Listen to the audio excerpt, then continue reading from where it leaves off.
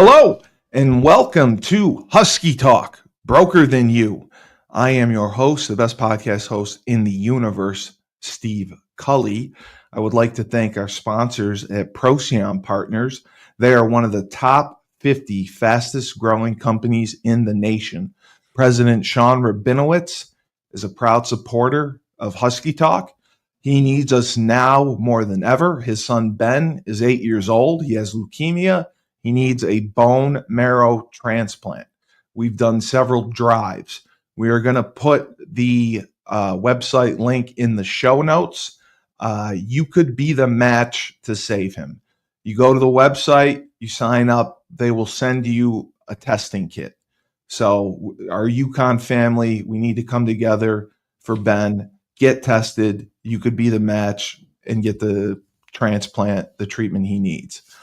And now we will go to our second sponsor.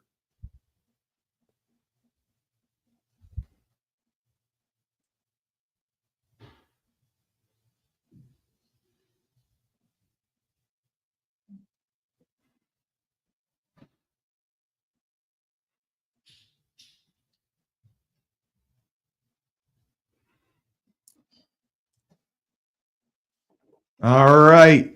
It's always good to have an attorney as a sponsor, and that is good old Pete Finch and the Finch Law Firm. So we're happy to have him aboard.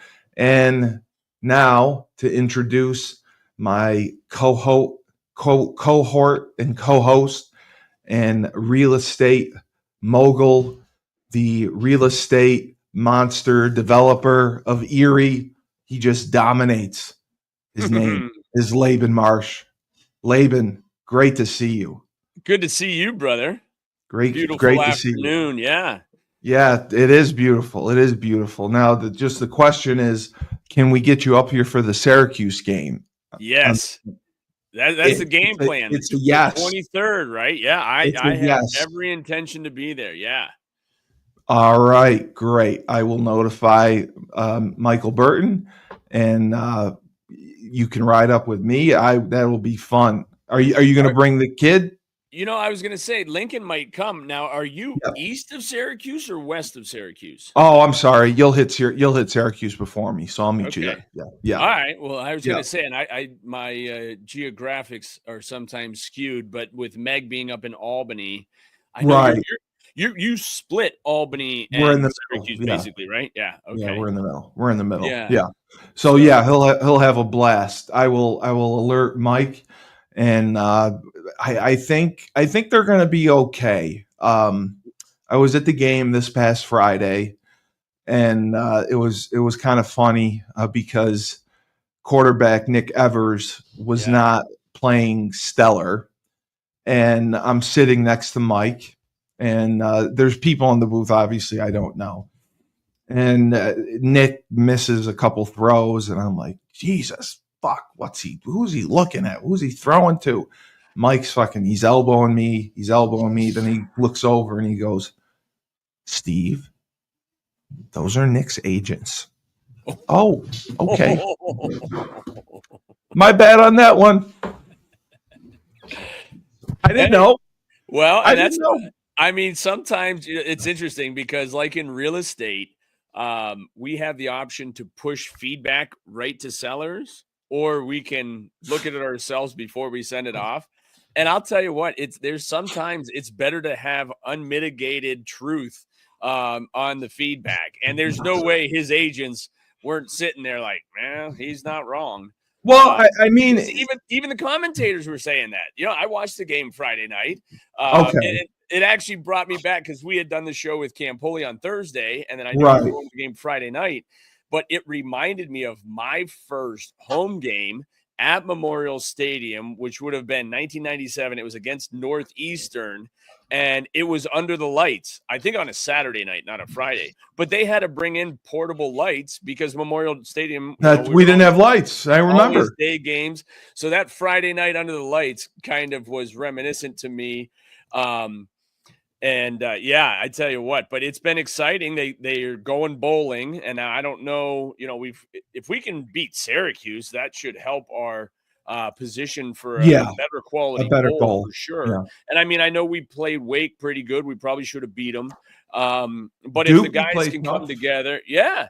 And I think with Coach Mora, man, I love his tenacity and excitement for both the kids and just the game in general. I mean, he loves to win. You can see him on the sideline, how passionate he is. Yeah.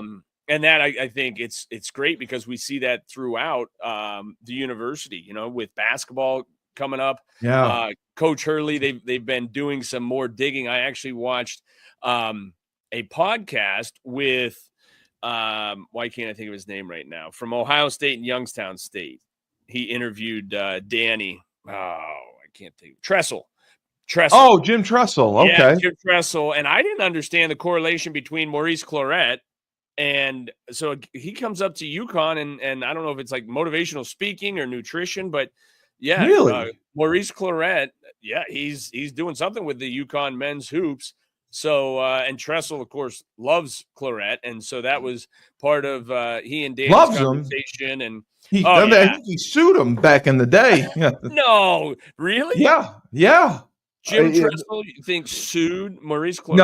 No. Maurice Clarett did not have the best relationship with Tressel because he had wanted to leave for the NFL draft. Oh. Tressel suspended him his sophomore year. He only played 1 year at Ohio State. Wow. So Tressel suspended him, and Maurice Clarett basically said, "Screw it, I'm going to the NFL." And he filed. How do you remember that, dude? I have CTE. I remember everything. No, I remember it because he filed a lawsuit, and initially it was approved by the judges that said it was like an antitrust case, saying that he couldn't go to the NFL because he didn't play 2 years of college ball. So it went to the appellate court, and the appellate court reversed the decision that said that he could not go. So he had to sit out a year, and I think he sat out. So it was 2002, 2003 was a national championship game he won. 2004. So the 2005 draft. 2005 draft, he was selected in the second round by the Denver Broncos, and he was quietly released very shortly because he thought he was still a superstar. And it's sad because you always wonder if he had played all 4 years. But you want to know the reason I remember Laban is because I was so proud. Terry Cawley outrushed Maurice Clarett. Is that right? Terry Cawley was the top freshman running back in the country, and I blocked for him. Well, you would remember those stats for sure. So that's why I remember it. Really? I remember I remember because of that, because he beat out Maurice Clarett. And and Terry missed 2 games. He missed, he missed, I think Georgia Tech and Miami. I think they just held him out because they knew he was going to get killed. But in 10 games, he rushed for 1,200 yards. I still remember it. Wow. And he was the top freshman running back. So that's why I remember it. I did not know Maurice Clarett was working with the UConn basketball team. That's surprising to hear. Yeah, I mean, and it was a really good podcast. I love that Tressel. It was a focus on team. He turned his life around. Maurice Clarett. It's good to hear. Yeah, and the fact that he's now giving back and having a major influence. I mean, Danny couldn't say enough good things about what Maurice is doing for the program. So is he like on staff? So that's what I couldn't really tell because I know Danny was worried about losing him, so he didn't want to hype him too much. I'm gonna text Freeman. Coach Tressel said something like, "Oh no, he's a UConn through and through. He's a big fan." So I'm curious where he lives to do this and how influential he is as to what exactly he's doing for the program. But I feel like it's motivational speaking, but then with a background in like nutrition and some of that other things. But I need to dig a little bit more. But yeah, so I've been watching, anytime I get to listen to somebody like Coach Hurley, everyone loves him. I mean, he's got a great personality, but he's just so focused. And I think as a former athlete, any athlete would want to play for somebody like him. I mean, you think you do until you get in there and it's like, wow, can I really handle this? And I think that is what's making UConn so consistently great is that, man, there's guys that won't even go on visits that don't want to put that work in. You know what I mean? Exactly. And even over the year, I've seen they'll do little clips of what Danny does in practice with the guys. And it's like, hey, this is fundamental stuff that third and fourth grade kids should be doing. And yet you've got high school and some college guys thinking I'm too good to be focused on the fundamentals. And yet I think that's where, whether it's Coach Hurley or Coach Mora, understanding how important the fundamentals are. And the story of Vince Lombardi. How does he start the first day of every single season? He holds up a football and says, gentlemen, this is a football. You know what I mean? It's like as simple as keep it simple, stupid, but having the fundamentals under your belt and then understanding your strengths and weaknesses and then working through that. And having kids now, it's interesting because it's easy to work on the things that you're good at, right? And you want to still do that. But the weaknesses that you have, I think, again, to focus on that and improve that, especially in the off season, is huge. Because when you do, like my brother Lucas was watching my son Drew, shooting and things. And he said to me the other day, he's like, man, he has really improved his game.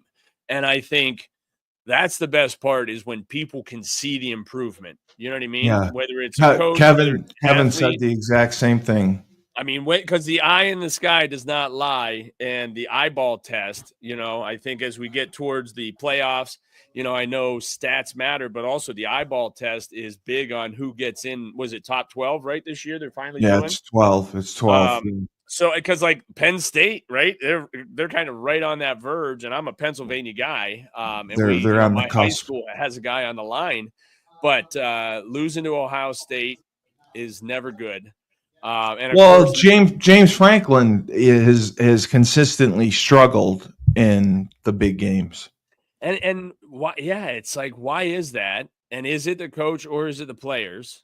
You know what I mean? I mean, when you look at his record against top five, he dominates every. You put him against Purdue and Rutgers and Indiana. Well, maybe not Indiana this year, but any of the Big Ten schools like that. Yeah, he takes care of them. No problem.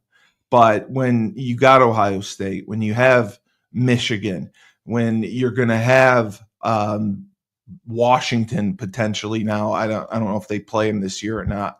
The new teams coming in, or Oregon or whatever. Yeah. I don't know that he's the guy that's going to win those games. I don't know if it's a game planning issue or a confidence issue. I don't think it's a talent issue. No, I think it's definitely they have the not talent. A talent issue. I think so too. But then, like, every school wants to win. So what is it like? Especially when you've been on that cusp so many times, and I think that's where, especially when you have rivals like Ohio State and some other really solid teams in a conference. I mean, you gotta win a couple of them, and he just hasn't won many, if any. And so, I mean, and that's where you get into talking business, because I think he is clearly loved. I don't think there's any question that Coach Franklin is absolutely loved. He's done a fantastic job, but at the same time, the results are all that really matter. And they want to win the Big Ten, man. They want to win the Big Ten. And it's a serious Big Ten now when you pulled in some West Coast teams to 16, 18 teams. Yeah. So, yeah, I mean, it'll be interesting to see how this plays out over the next few weeks. How many weeks are left in the regular season? There's 3. There's 3. And they switched the format now, the Big Ten. It's not the East and West or North and South conferences. They're taking the 2 best teams and playing for the championship. Really? So it doesn't matter your division? No. So because That's why Iowa always used to get in. Iowa would be in the West, the weaker division, and Hey, they would get destroyed. that's somebody you need to interview is Kirk Ferentz. He's a UConn alum. Yeah, I don't know if that would. I think that's out of my purview. I don't know if I could Come email Kirk for on. that. You He's think a you think he's UConn alumni, bro. He played you think football. I can email Kirk Ferentz and say, "Hey, Kirk, Yeah. I do a podcast called Husky Talk. Would you Yes. come on?" And talk to us about how UConn set you up for success at Iowa. Yes, 100%. Bro, you got to dream big. You got to dream big. Laban, But when well, they're UConn guys, especially, he's a I guess UConn if guy. yeah, I know he is, Bro, but I you can do it.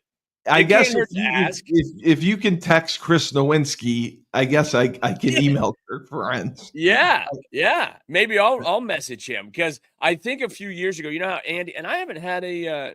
Is Andy still sending out newsletters for He UConn alumni? does, but if your email Okay. change or something, then you don't get it. Oh, he used to send snail mail. I always liked Yes, that. he's You know gotten what I away mean? from the snail mail. But he did. They had like Kirk was in there, coach was in there as alumni of the month or whatever one time. So that's where I didn't Oh, he even was. realize he had played there. Oh yeah, I knew he played there. Yeah, Yeah. so that was pretty cool. But those are the guys that, yeah, you want to get. I'm actually surprised. He's somebody that never really seemed like he wanted to get to the next level. Like college was for He's him. had opportunities to Yeah, go to the NFL and he turned them down. but He's an Iowa guy for life.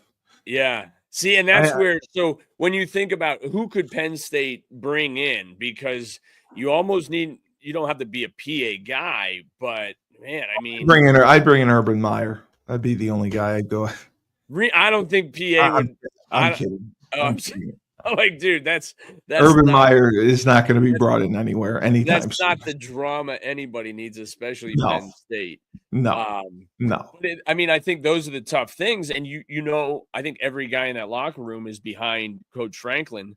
But at the same time, yeah, I'd be curious to know what they think it is that's Well, it's short in these big games. I mean, it's changed. It's really a young man's game coaching now because it's changed so much, and being able to navigate NIL, the transfer portal, recruiting. There's no limitations. The reason that I would never go back to coaching, and Joe Villapiano, my good friend, coached at Harvard and Cornell for 20 years. He doesn't want to go back to coaching because now there's no limitations. You can work with your kids in July. So is that right? July was our only time off. Now coaching staffs are having to stay during July. It used to just be the strength and conditioning coach that worked with them. Now they lift, they run, and you're doing position drills with them, and you're having meetings, and you're watching film. So guys if you're not young, them out. Yeah, it's burning them out. And Joe's like, I would never do that. I would never coach at that level again because he's got 4 kids. He's like, I want to see my kids. Well, and I mean, a lot of these coaches, I don't know how their family life is, and they always talk. They try to have them around as much as they can, but it just. And Joe said it too. As soon as the season ends, you're off for a month recruiting, and then winter workouts start. Spring practice starts. Soon as spring practice ends, 6 weeks of recruiting. Yeah. And Joe always recruited out in California. So, I mean, he was gone. And he's like, I want to be, I love my kids. I love my family. I want to be there for my family. Yeah. And his wife's a doctor. And I told him, like, with his pedigree, he easily could be a quarterback trainer. He has the contacts to help kids get into the Ivy League, at least evaluate them and send their film out, communicate, charge a fee for it. That's what Schumann does. Yeah. And I had talked to Schumann about it, and Schumann actually thought that Joe would be great for it. And he thought that he was thinking about maybe doing like a like a West Coast or like an Ivy League package. And if he could involve Joe with it, he could charge more money and involve Joe. Joe has the contacts. They do the evaluations. They contact the coaches, and he thinks he could make a lot of money doing that. And Joe was so interested, and I was like, by the way, that was my idea, just so you know. So you owe me 25%. Yes, yeah, at least. See, I have great ideas for other people. I don't have them for myself. I have to figure out better ideas for myself. Oh, but, no, yeah. you've got them all. You just need that confidence to go reach out to guys like Kirk and You want me to reach out to Kirk? Yeah. I think you should. I think that I will. I will. What the hell? I mean, what's he? Yeah. He says no. He says no. No. I'll send him a couple episodes to listen to, and Yeah, if he wants to do it, I mean, I got some pretty big guys now to send. So, I mean, even if I get him for 30 minutes, I can do enough with him for 30 minutes. I think that's really a good idea, and he would be a great. He would be a great interview. And I will do that for sure. But yeah, your episode did amazing last week. You and Campoli were hilarious, and I wish I could have him on more often. He texted me a couple times like, "Oh, that was great the other day." You know, I mean, he did. He had a lot of fun. For some reason, and I know you do it all the time, so it's no big deal. I've done it enough now. Where it's not intimidating or, you know, even my. Well, I didn't think he was intimidated. Like, oh, that wasn't that bad. No, they just don't know what to expect. You know what I mean? It's yeah, of course, as if they're going to get grilled with some difficult questions and they're going to But I think that's where it's just good dialogue, and the best part is it's keeping everybody in touch. And again, that's where I said I was hoping to get up to UConn for that Husky run and ruck and go to a basketball game tomorrow night. Right. But then my daughter has a volleyball thing, so yes. I can't go up there. But I would love to get some guys together, especially at Syracuse. I don't know who all plans to come. We're planning. For you and I, it's fairly close for where UConn tends to play. But it'll just be good to get some live action. You know what I mean? I don't get to go to enough college football games. I usually go to Penn State once a year. It's just been so busy to do that. Penn State's wild too. Man, especially I think whiteouts this weekend maybe. Oh, they might be doing a whiteout this week. I mean, those games are something. The only other place I want to get to is Virginia Tech for the Metallica Enter Sandman entrance. I think. Yes, I do remember that. Back in the day, I always wanted to do the tomahawk chop at Florida State. If Dion gets hired there, I would do my best to make my way to a game to finally do the tomahawk chop, because that's where I wanted to go growing up. Literally, because of FSU. Charlie Ward, the two-sport athlete. I mean, and in fact, I took an unofficial visit to Florida State with Lucas and one of our other friends after my junior year. I had a national track meet at North Carolina State, so we went and visited UNC. We didn't. I don't think we went to Wake. But we were at NC State, and then we went down through, looked at Tennessee, University of Florida, a couple of these other schools. And the day we went to looked at SEC schools. Holy crap! Yeah, well, and UNC, and ACC, UNC wanted me for track and for football, but neither wanted me to do both. And so as I looked around in beautiful campuses, I still love that North. Oh, you went Chapel Hill's beautiful, yeah. Oh, it's unbelievable. But yeah, that the only day that it was raining, this was the summertime, was at Florida State. And it was just one of those things where I went to the track. It was pouring down rain. We actually walked into the football area and saw Charlie Ward's Heisman Trophy. And nobody was around. Lucas and I are like, you could have just walked off with it. I don't think we're supposed to be in here right now with no supervision. But yeah, we walked into Florida State, and again, was it during the summer? Yeah, it was right after Nationals, so it would have been like middle to end of June. So I'm sure everybody was. They were gone. I mean? Kind of like what you're talking about back in the day. You know, they had that time off. Yeah.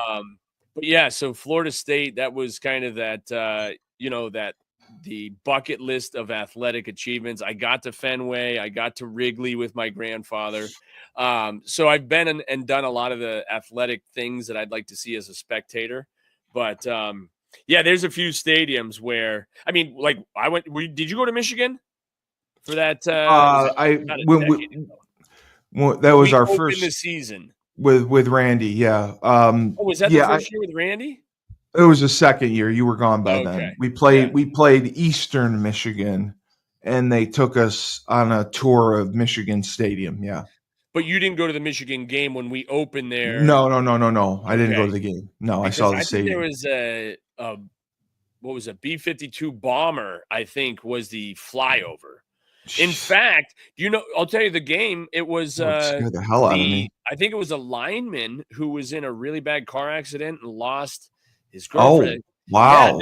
the day that he walked across the field, now he had crutches, and hit the Go Blue banner, because I saw like a 30 for 30 or something on that guy, and I'm like, hey, that's a game that we were at. That was UConn's season opener at the Big Yeah. House. Man, that was Yeah. 2012, 2013. I can't remember when it was. So I've Oh, been to was that long Michigan. ago? I've been Okay. to Beaver Stadium, like the largest stadiums in the country, and top in the world as far as capacity. But yeah, Yeah. when Penn State, bro, when they get going in a whiteout, man, it's intense. So there's nothing, you can't recreate that environment in any practice or anything. No. I mean, it is No. unreplicable for sure. But I so was recruited by them too. So yeah, I get you. yeah, But you have some feedback for your real estate questions from yeah, Marsh and we haven't Marsh. had many questions lately. We've been bouncing around between Well, the no, show. we've had them. We've had them. I just haven't gotten to them. All right. We've been having too much fun. We are having too much fun. Well, it's football season, dude. This doesn't last forever. So, I know. everybody likes to talk real estate anytime. So, but it is interesting that we're in November now, towards the end of the year. And in fact, it's, what I love about real estate is you have some predictability. Like right Right. now, it's November 8th, 7th, something like that, 7th. So it's And the end if of you're Q4, right?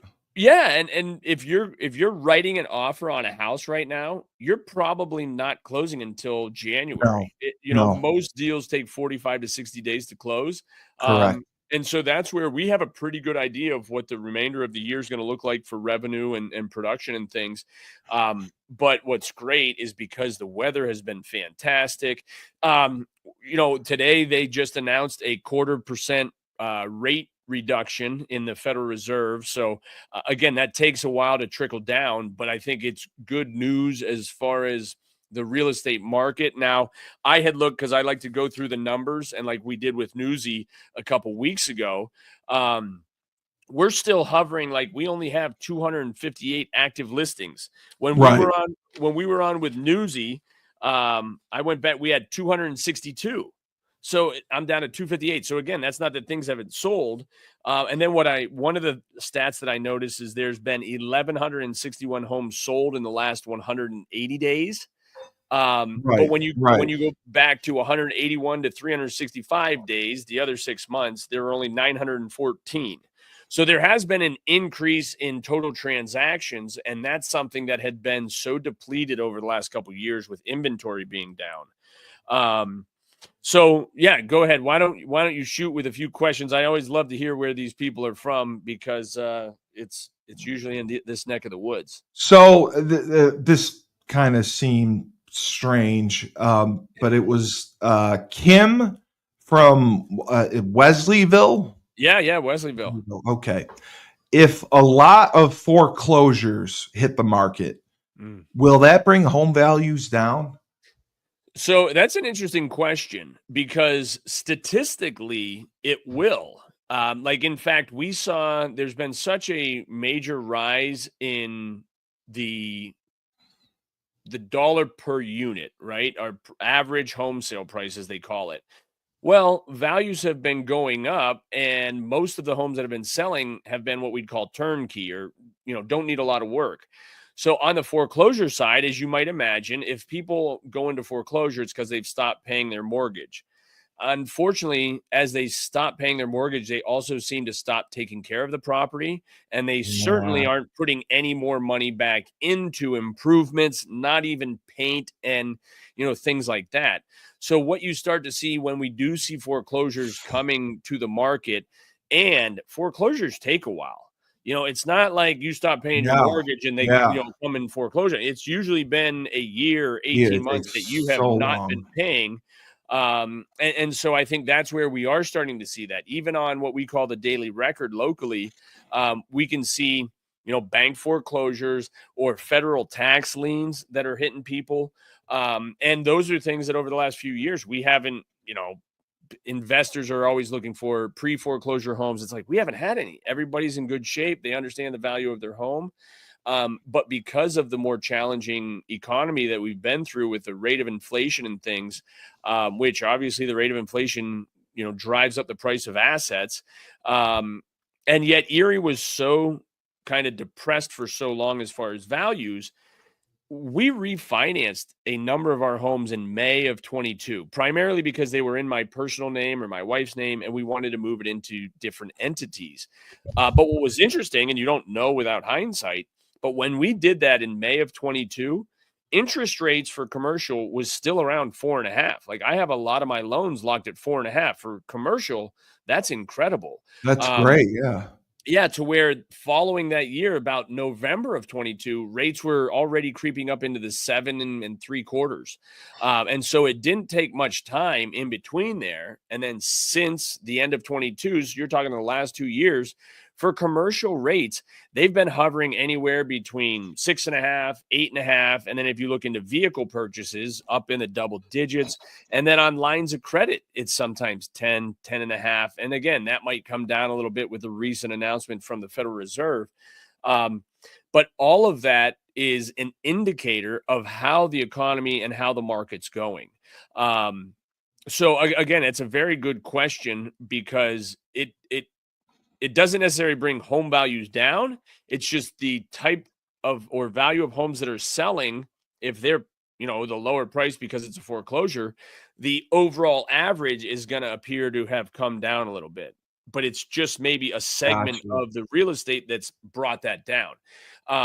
Because there was a transition period when the high-end homes were selling really well and the low-end homes weren't as much. So that really drove up your average home sale price because most of what was selling was the higher-end homes.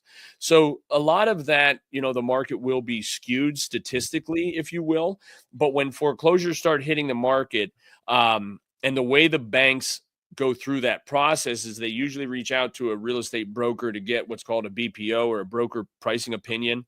And Oh, then they start to see what's coming. And there's people that can get on lists as far as, going just to the courthouse and foreclosure notices, things like that. But just the fact that, we haven't really run into that until yeah. now, That's yeah. it's like, it's just, that wave and the ebb and flow of the market that we Of the start to market. see. Yeah. Yeah, so it's a very good question. I think prices have already started to plateau a little bit, Yeah. but even that was from the perception. Not from the Um, foreclosures necessarily. Right, and I'll tell you what's interesting is that I just listed a couple of the homes that I mean, I actually felt somewhat ashamed to list them because they need a decent amount of work just because we've had tenants in there, and every time we go to do something, a new tenant wants to fill it. So then, okay, well, if somebody's gonna rent it like So this, we won't improve it. these are But the rental properties. see, these are some of the rental properties, but Okay. I was so concerned that I priced them strategically to be about 10% under the fair what I thought was fair market value. Yeah. But Steve, and this is a great point for the market, right? The market will bear what the market bears. So if you price a house too high, people are going to wait for it to come down before they make an Of offer. course. But Right. I put these on the market knowing they needed a decent amount of work. And when I did, we had this was 2 weekends ago. I put them up on a Saturday. By Sunday, I had the one sold. Okay, Yeah, you listed at told I remember hearing 115. that. It Yeah. escalated to 133. Another Jesus. place I listed for 122 and we got offers at 135. So it benefited you then. Right. And I mean, even when I was in my notes, it's like, okay, we could list these for 140 or 150. And it's like, well, most of them are selling for 130, 135. So we took, and as a partnership, myself and these three other guys, we looked at it and said, okay, we can either price it at top dollar and then adjust down, because that's what everybody likes to say. Well, we can always bring the price down. Always bring it down. Yeah. But the market will speak. And if you list it too low, as far as that goes, buyers are going to sense that this is a good opportunity, and then they drive each other up on their own. That's smart. Yeah. It's just, and again, now the challenge is, if you list it what you think is 10% under fair market value, and then that happens to be fair market value. Like when I listed it, I got an offer. The first offer listed at 115. The first offer I got was for 90,000.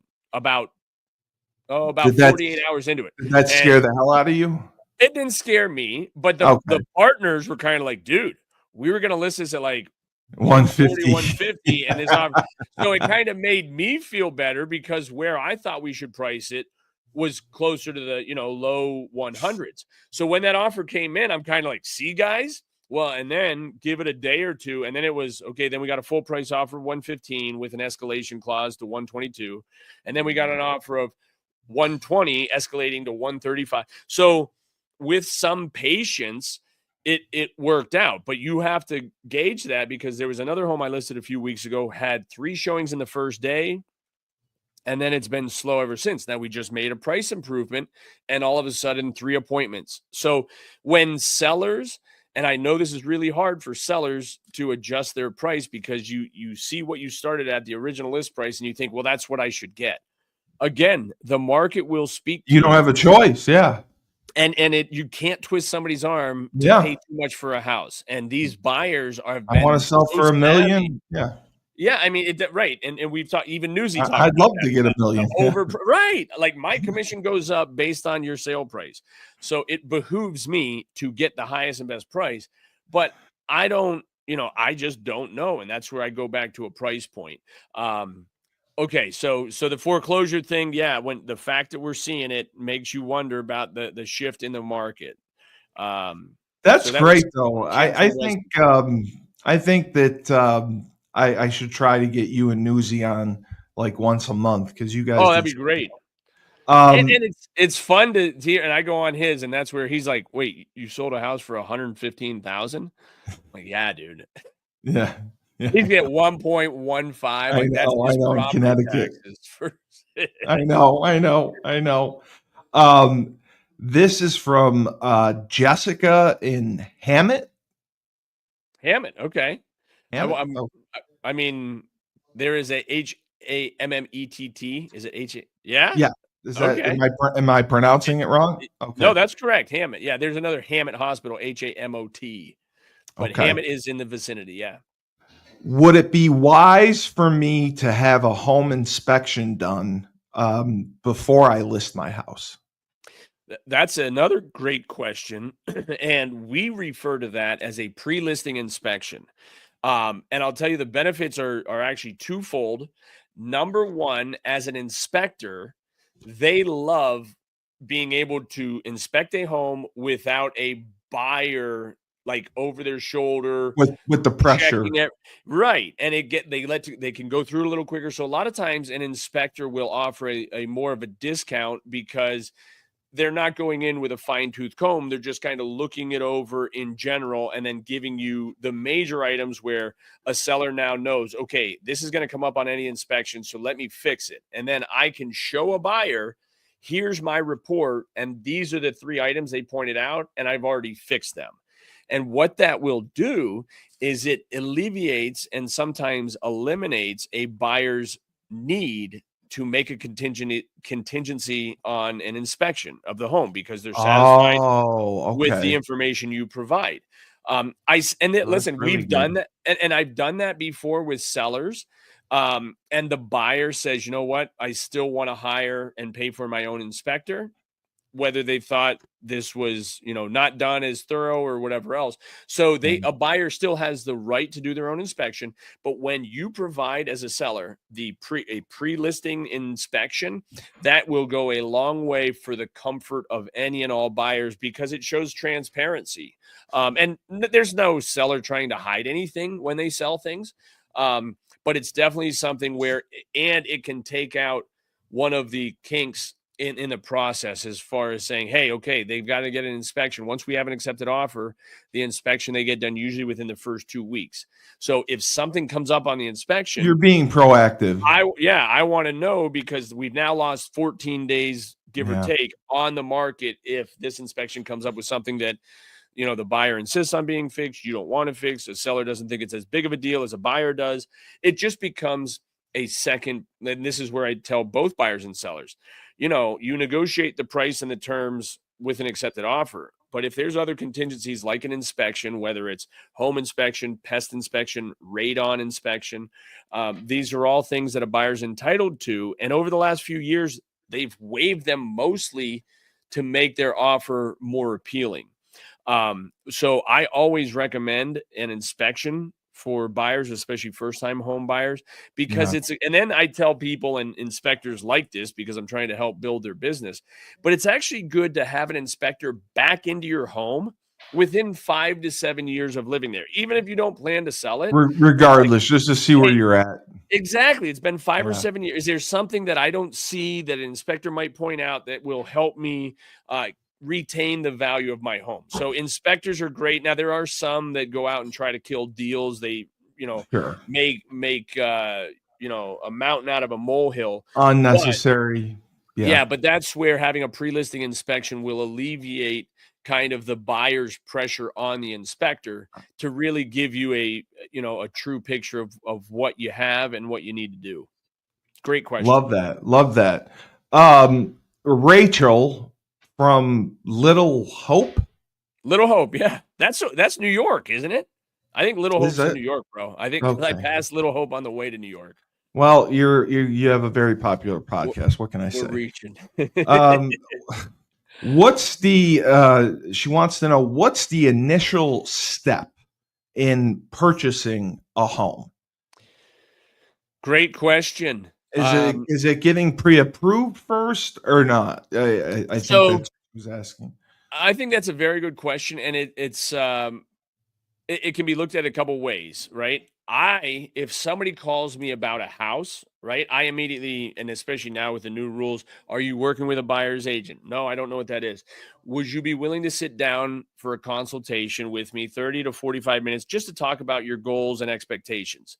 And if they say, well, no, I just want to look at homes. All right, you don't understand the seriousness of what you're about to do. And I just move along, right? So the first step, if you call a licensed agent, they're going to direct you. Hopefully, they're going to ask you for a buyer consultation, come in and sit down. And a great example of this, there was a girl that called me on a Saturday afternoon, wanted to see one of the homes I had listed. And I said to her, I could show that to you right now, but it would be more beneficial for you if you came into the office. If you're available to see it, instead of going to look at it, come into my office and then we can schedule to look at it right after. But I want to get all your goals and aspirations and expectations, so that if this home is the right home, I don't want you to go look at this home and now you panic, like, what do I do next? That's why we like to do the buyer consultation, because I'm going to tell you things like, hey, if we go through this home that you called me about and you really like it, you're going to know exactly what we do. We're going to get in the car. We're going to go back to my office. We're going to sit down, write the offer, sign off on it, get your security deposit, all that sort of stuff.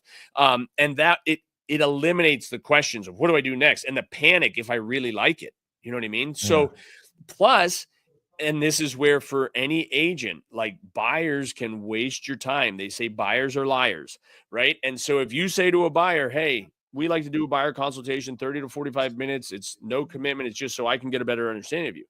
If they don't have 30 to 45 minutes about what will be one of the most expensive purchases they make in their life, I don't think they're very serious or Yeah, they really want to work with them.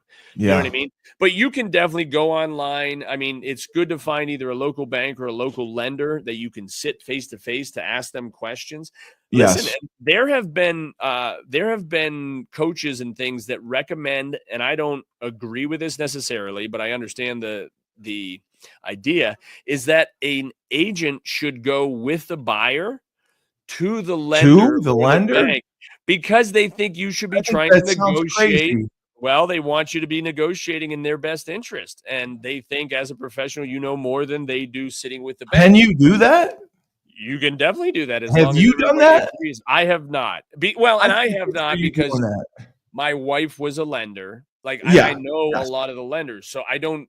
It not that it would be insulting to a lender or a bank for an agent to come in and sit with them, but for a first-time home buyer that maybe they don't have anybody around, a parent Yeah. or somebody, they want to feel comfortable with somebody going in knowing they're going to have your best interest. And I think that's where this whole So lawsuit of you'd be able to really tell. representing, yeah, you just want to make sure that the buyer is being properly vetted through that process so that they know all of their options. You know what I mean? And Right. even if they get pre-approved with a bank, you can call somebody else. And nobody likes when they shop rates, but it's not always rates they're shopping. It's services and other things that tie into that. So I got you there. again, really good questions. Well, she has a follow-up to this. Perfect. Her concern is, okay, what are my options if I put an offer on a house and my offer is turned down? So again, very good question. I've had buyers that they want to offer lower, and I've even had people say, "Oh, my agent wouldn't let me offer that." I'm like, "What are you talking about? Like your agent is at your mercy within the law. So They if you work want to for make a low you. offer, right, you need to Yeah. make that low offer." And I've told people, "Well, will they be offended by it?" I'm like, "Well, even if they are, like you can come back with another offer, a day later, 2 days later, $5,000 more, $10,000 more. And so if you're a buyer who's made an offer and the offer was not accepted, you can position yourself as the backup offer if you'd like to.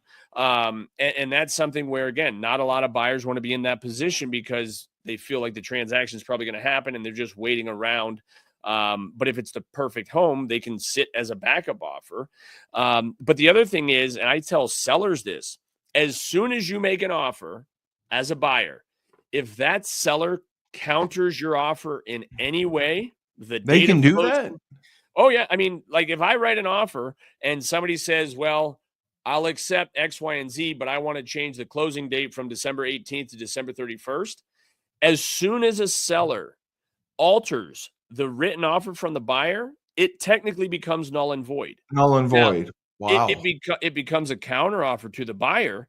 But my point is that if a buyer makes an offer and the seller changes anything at all, if they don't sign it as it's written, the buyer is officially off the hook. Even though they might have a counter in their court, they are not obliged to continue with the transaction.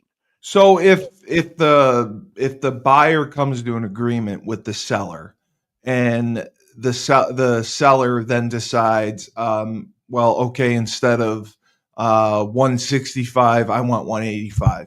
Can they do that? Not once you have an accepted agreement. But if So it's not accepted, if it hasn't been accepted or is countered back, or yeah. if it's been verbally accepted but not signed, Right. So here's a great story. And I had that's this what situation recently, right? So, and you got to be careful. And this is where there can be shady business, but I like to sleep at night and I have a higher calling to the Lord. But I had a commercial deal this summer where the first offer, I was listed at 500,000. Okay. The first offer that came in was for 425,000, which, okay, it might seem low, but I just thought this was within a week of being listed on a commercial deal. That's not that's a bad. good start. Yeah. So I talked to my seller. We put in writing a counteroffer of 475,000. Okay. So once we put that in writing and submitted it to the buyer had the option to accept our counter of 475, or if they changed it in any way, change the price, change the terms. Well, they could up it too, right, and go to like 450. Yep, they can come back. So this is what happened. We submitted the official counter at 475 to the first buyer. And then I get a call from an agent who had just shown the property. And he said, hey, do you have anything in writing? And I have to disclose that, yes, we do have an offer, but I just countered that offer. Now, the fact that I countered that offer makes if the buyer would have just signed off, or if they would have called me and said, hey, we are accepting your counter offer, then the next buyer has to become a backup offer. But in this case, a buyer's agent called me and said, hey, I know you have an agreement on it that you've countered. My buyer is willing to pay full price. And I'm like, oh my goodness. I said, if you can get me that in writing, I hope the buyer does not accept our original counter offer on the other deal so that we can accept yours.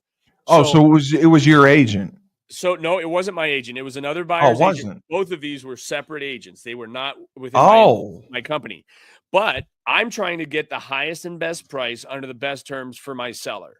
And so the 425 offer that we counted at 475, now I wanted to revoke it just because, if I'm actually going to, but that was just word of mouth. Like, hey, I could bring in a full price offer. And this is where I kind of tiptoe because I've got a bird in hand. Bird in the hand, bush. But I said, if you can get me that in writing at full price, I might be able to get this to work for you. And so just as I finished hanging up with him, I get an email from the original buyer who offered 4.25. We counted at 475, and in writing, he sent me a counter at 439. So as soon as he sent me a counter of 439, I'm like, yes, we are off the hook. I no longer am obliged to this buyer. And so now, once they countered our counter in writing and didn't accept our counter, the other $500,000 offer came in full price, better terms, and we were able to accept that offer. Now, the thing that frustrated me is the first buyer's agent that I was talking to who countered at 439. As soon as I called him and said, hey, I appreciate your counter offer, but we just received a full price offer. And the agent says, well, why didn't you call me back? I would have brought mine up. And I'm thinking, well, then you're negotiating in terrible faith because you offered 425. We counted 475 and you counted at 439. So what makes me think when I got a full price offer that you might come up to what, 505?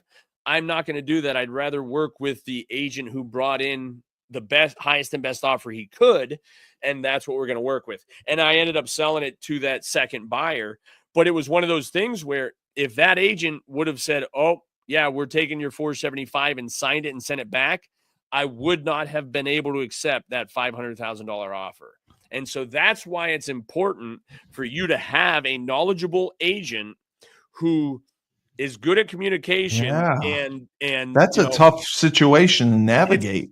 It's brutal. And that's how we are always negotiate. We don't know if another offer is going to come in or when it might. And then especially when you get a call from an agent that says, oh, we're going to bring it at full price. It's like, all right, dude, verbal offers are worthless. I need this in writing. And again, most agents know, don't call me and offer me a verbal offer. It's worthless. Put it in writing. Let me know and this is the great, I don't know if I've told you this before. When a buyer says to me, hey, can I put in a verbal offer? This is exactly what I say. Yeah, I'll give you 2.5 million. Sure. No, but listen, this is what I say. I said, if I asked you if you want a piece of cake, would you want it? Well, I don't know. I said, but if I set down a piece of cake with a fork in and a front glass of you, of milk, would you eat it? You're going to take a bite, right? It's exactly when somebody says, I want to give you a verbal offer, that's the spiel I give them. That is great. But it's true. Like, I need something in front of me that's tangible that I can actually chew on. So put it in writing. Don't call me and tell me you got a verbal offer for me. Verbal offers are worthless in real estate. Worthless. It's just like, and we talked about that last week, that guy that got the verbal 100K, the quarterback. From UNLV. Yeah. Oh, I was a verbal. What, dude? Yeah. Who in the world told you to accept a verbal offer? Now, that is interesting because in text messages or emails, that does count as written. Constitute, yes. Yeah. So, I Yeah. mean, you've got to be careful with that, but that's another reason why I don't like to answer my phone a whole lot. I'd rather have you text me or email me because So then I have to talk. you got the Right. receipts. It's That's funny exactly. because we started a new show, Husky Hoops, Yeah. with Joe D. My plan is I want to resurrect Joe D's I career, love it. You and can't. Joe D said the exact same thing about preseason rankings. So, preseason rankings, they don't mean shit. They don't mean nothing. They don't mean anything. No, and most coaches don't want that high rank. You know what I mean? Yeah. Like they know their kids get too big of heads when they're overranked. But yeah, I mean, and again, how much is that just Yes. for the hype? Just for the Yeah. hype. He But said, they mean nothing. And then I said, well, UConn has a freshman who's on the Naismith watch list, and he starts making noises. Bah, bah. You know what it means? Nothing, Steve. Nothing. yeah, I mean, and I think I that's thought where that was funny. it's all the hype. But even like the like pro days and things, like Yeah. okay, but they're gonna watch film and how high you jump and how fast you run, but how does that transition to the field? Exactly. And I think that's it is. You're kind of rolling the dice when you're recruiting guys because and I think another thing that Danny Hurley said in his podcast was how important it is when somebody comes on a visit asking the players, like, does he fit our culture? You know, culture is huge. Number one. Yeah. 100%. And so that's where, but even when you ask, like, of that other listing I had, the 3 showings the first day, 2 of them were our agents. Like, that's where I know, and I love working with our agents because I know them very well. I mean, I can co-op with any agent, but when they're within our brokerage, I know that they've heard my spiel a million times and that they are going to cross their T's and dot their I's. And there's not going to be any ambiguity in this process. Ethical. Yeah, because, and I had, of course, I had a place on the market that I personally owned with my family. And one of our agents brought in an offer that was almost as good as this other. It was almost the same offer, but in negotiation, my brother had already talked to the buyer who was being represented by somebody else. And I had sent a text message. The agent called and said, hey, we were wondering about the offer. And I sent her a message. I said, I was about to email you. This is our counter. And I did it via text. Well, I went and had a bunch of appointments. And then another agent, one of ours, called and said, hey, I'm going to bring you an offer. And it's like, oh.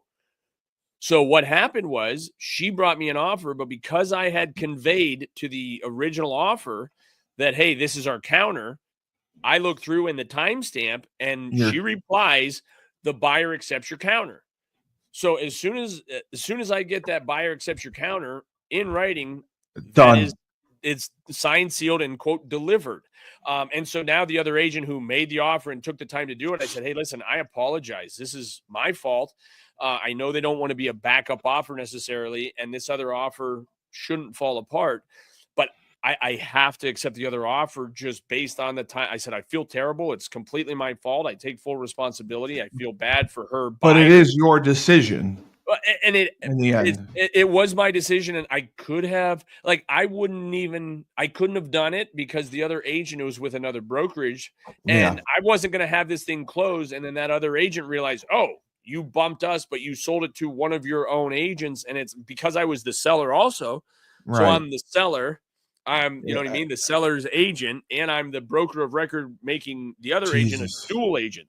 So this is where, like, there has to be, you know, that bureaucracy and the process that you take because I have to be able to sleep at night. I have to be able to keep everything. And sometimes they work out and it works out great. Other times you jam people up and it's part of that business and part of the deal. And it's like no hard feelings, but this is what, and then you're like, well, what could I have done differently? And that's where you kind of lean on, hey, everything happens for a reason. And I tell buyers this all the time, going back to that question that says, what happens if I lose an offer? I tell buyers in that consultation before we start looking at things, I tell them all the time, I said, listen, there's probably going to be a property that you find in this process and you might not get it. But I guarantee you, we are going to sit at a closing table and you're going to look back and say, I'm thankful this is the home we're buying. that this is where we're going. It happens every time. And again, there's disappointment. I thought I would have got it. I offered over asking price. How did I get beat out? And it's like, listen, just trust this process and you will find the right home and you will look back and say, man, you were right. I'm glad that didn't work out because this is a better situation. And you have to believe that, dude. And that's you become what you think about, and that is true. And you have to encourage these buyers and then the sellers that aren't sure if they're going to get an offer. I mean, the positive, and I'm, again, not blowing smoke, but you have to be positive about this process. Yes, you do. You do. I see why. I mean, and if you go into it like, well, because it resonates. Oh, 100%. Like that whole aura, your whole aura of, if you're like, and I think I told that story with Luke, Luke's flooring. I took him through. He had been working with another agent that didn't renew his license. He had lost out on 6 other properties. I come in as the sniper. I showed him one. Actually, I showed him one home. I was going to take him to the second one, but I already knew enough about that. And they ended up buying that home. He's like, dude, I can't believe this. This other guy showed us, wrote 6 offers for us, and you wrote one and got it. It's like, well, it's not that I'm that great, but I've done this enough times to where as long as 20 years experience, But if you trust me, I don't know everything, but in my experience, this is the way you want to go, and it works out, 95% of the time. And so, yeah, it's getting to that time of year where, and I think even in the economy, like, you better be able to negotiate, and by negotiate, I mean communicate. Absolutely. Honestly, because that's the other thing. With as many concussions as I've had, I tell people all the time, you might hear the same story from me more than once, but you're never going to hear a change in the story. You know what I mean? Like, I cannot lie because I can't cover those lies and remember it all. So yes, you might hear me say something 2 or 3 times, but you'll never hear me contradict myself in that regard, because this is how, the best foot forward, and honesty is the best policy. And then the transparency of it. And you go back to, I'd rather let you down now than disappoint you later. Loyalty and trust. This is what I'm seeing. Yeah. And I that's the very same thing. I appreciate your loyalty and trust in hiring me for this process. So yes.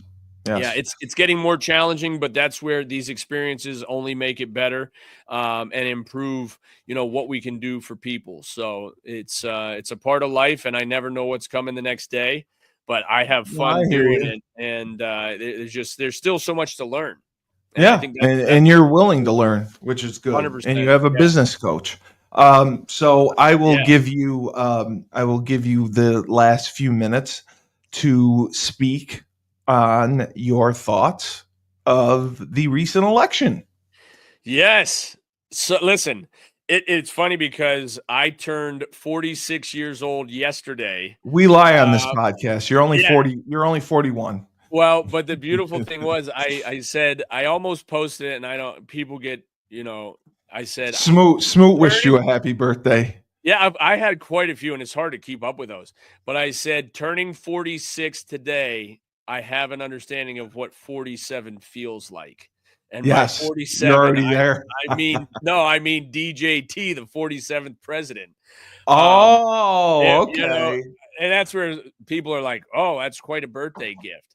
Now, well, you're not going to get assassinated, hopefully.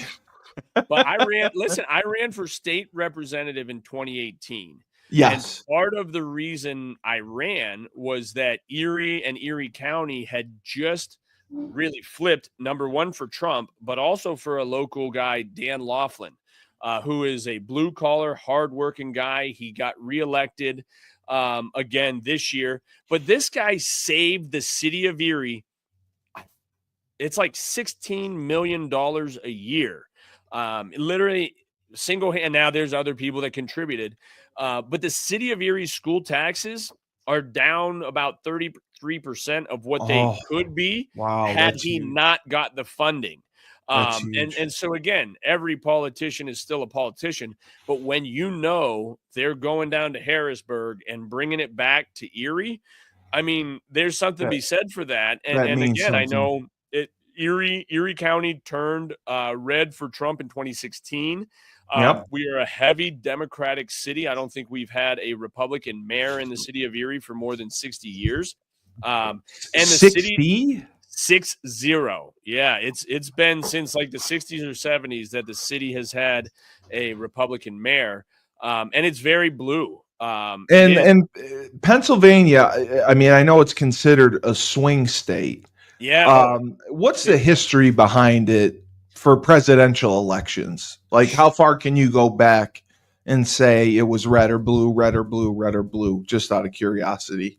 Boy, and I don't even think it. I couldn't even answer that. Yeah. But I know just like so It, many other it, states, when you yeah. look into the city, like your Pittsburgh and then Philadelphia, especially. Yeah, Uh, that's what makes a big yeah, difference. Those it really counties. does that, and so it was interesting because if you drive into the city, you saw a lot of Harrison Walls signs, and then if you're out in the more rural areas, The you see rural Trump. areas, it's Trump. And I Yes. tell you what, though, those Trump signs are much larger than the Harrison Wall sign. Somebody did call. My mom texted me just this afternoon and said, "Hey, somebody put a Harris sign in front of the rental that was Of going." course. Somebody's probably messing with us. But no, so I think the best part with the election being over is that it's over. Yeah, And everyone's happy it's over. I was thrilled that there hasn't been anything crazy going down in these cities Yeah, or anything there like that. can't be. Yeah. No, I think that was where um, you'll never have this like it is again as far as like the last 8 years. The 2016 whether I think the best part about the 2016 election was that it kind of pulled back the veil on the government. I think Trump really revealed how things operate. And he dug in and dug his heels in. And I know some people don't like him. You don't have to like him, but the policies and what he's trying to create for the country, I think are important. And then I think the most frustrating thing for all of us, even when you look at the statistics of how many people voted in this election versus the 2020 election, and then it raises some questions or concerns just I didn't because look at that. Was it up or down? they said it was down like 20 to 30 million. I mean, like almost, Oh, which, so you know, that there's does people raise saying that did 2020 actually have people voting that weren't supposed to questions. vote? Yeah. I mean, and Yeah. again, conspiracy theories or whatnot. Oh, I mean, and the fact that Donald Trump had more votes in 2020 than he did in 2016 and lost, and then Biden had more votes than Obama in like '08 or whatever the most. wow. So I think when you look at some of those statistics, it definitely makes you wonder. It's But nefarious. yeah, Wow. and I think that's where we all question how the government operates and who they're really looking out for. And so I think there's you don't hear the drain the swamp. So that was where when I ran in 2018, it's like let the marsh drain the swamp, turn I the like that. That's a swamp good into a saying. marsh. That's a Uh, good saying. no, but I realized very quickly that, running for office, I was not cut out for it. I mean, you have to pander and You and gotta have play a that war game. chest. You gotta raise so much Yeah. money, and Yeah, you got I think they said, like, in Pennsylvania, I think I heard Chuck Todd was the one who actually said it. Pennsylvania, between the McCormick and, Casey race, spent like over $1 billion in yeah. one state. And he Oh said, yeah. like, whatever, 20 years ago, they were spending $1 billion on the entire election. And now it's on one state. Like, Yeah. that's That's where, how important and Pennsylvania and the swing the, states are. yeah, but it's crazy to think the amount of money that gets sent Insane. to Ukraine or these other countries, and then how much money is spent on the election. And then Insane. it's like, how do we have the financial issues we do when money can be spent the way it's being spent?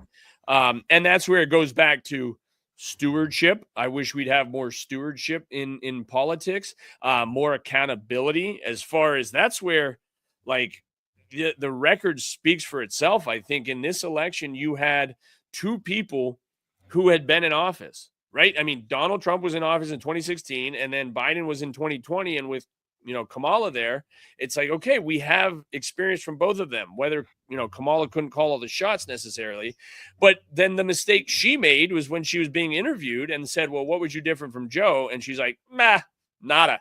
It's like, Well, she was word salad. She was the king of word salad. well, and that's we say that all the time. I mean, and you see people in uncomfortable Oh, situations just fumble around, whereas if you know what you're talking about, you're pretty succinct and to the point, without question. And plus, if you've ever taken public speaking classes, I still can't figure out if she knew exactly what she was doing and saying or had no clue. It's kind of, it had to be one or the other, but yeah. So, I mean, again, I'm thankful it's over. I think even when you looked at the election night, the futures for the stock market really started to ramp up. And I think that's where, just like in 2020, as soon as Biden started saying, hey, I'm shutting down these pipelines, it's like, well, dude, that's not the future's not going to look at that very well. Like those are precursors for what's going to happen down the road. And so, and listen, I talked to a guy who is a Democrat that I saw, I think 3 days, a day before the election. And he's a business owner. And he's like, listen, I hate Trump. I can't stand him. Yeah. But my business was better when he honestly, I don't even think he voted for Trump. I really don't. But the fact that he said it would help my business for him to be elected, I think that gave a lot of people like the comfort to vote for Kamala, because they're like, well, at least I voted for her, but if she doesn't win, my business is going to be in a better position. So I think even, when they admit that, it's kind of like, you have your cake and eat it too. Yeah. Yeah. I mean, and so it was one of those things where obviously more people wanted Trump to win. That's why he won. And I think it did bring back some comfort to people that were not real sure if the election process was legitimate. And I think that's where, when you start to question how many fewer voters there were than 2020, you have to at least say, like, why? There should be a very clear answer as to why that is. And if there's not a clear answer, it definitely starts to make you wonder. So, well, I still think that they all should be investigated, because they clearly knew this man was incompetent. They knew he was incompetent for years, and they let him run the country. But and he's still running the country, or is he? Yeah, I think, right? And that needs to be investigated, and people should go to jail for that. You let this man run our country, knowing he's got dementia, he can't speak, and he's a puppet for the Obamas or whatever. Yeah, I think that's what bothered me, is that Trump is indicted. He's been indicted, gone to trial, impeached twice, getting assassinated twice, and this guy runs the country. We could have had your son run the country, and he probably could have done the same job. And it makes you realize that there is more depth to our country's operations than just one man or one individual, whether it be a man or woman someday. But I think it's a lot like a head coach, dude. We've said this before, the head coach, is the one that kind of oversees everything. But if you get into the scheme of offense or scheme of defense, most head coaches are not the ones pulling the trigger on either of those major decisions. And so I look at that very similar to where who are the people behind, running this. And again, I think that's where, regardless of how much power a vice president has, they do have an impact. And even, Pence not being there and Vance being in, it'll be interesting to see 4 years from now. Like, I'm really curious who the Dems will choose. And even for the Republicans, I think if Trump runs a good, 4 years, it'll be pretty much put the ball on the tee for JD Vance to become the next president. And I know a lot of people, even my wife, DeSantis does a great job. I like DeSantis too. Yeah. But it's, you go back to Jim Collins' good to great and people on the bus, right? DeSantis needs to be on the bus, but as a governor, he's in the right seat. I don't know if he needs to be driving the bus. He might be, you're right. Where he's at. So, but JD Vance, man, with his experience and knowledge, and then I think the ultimate thing that I think got Trump over the edge, if you will, is the Tulsi Gabbard, the Elon Musk, Joe Rogan, Robert Kennedy. Yeah. Rogan, the 24 hours, a little late, but and Kennedy Hulk Hogan.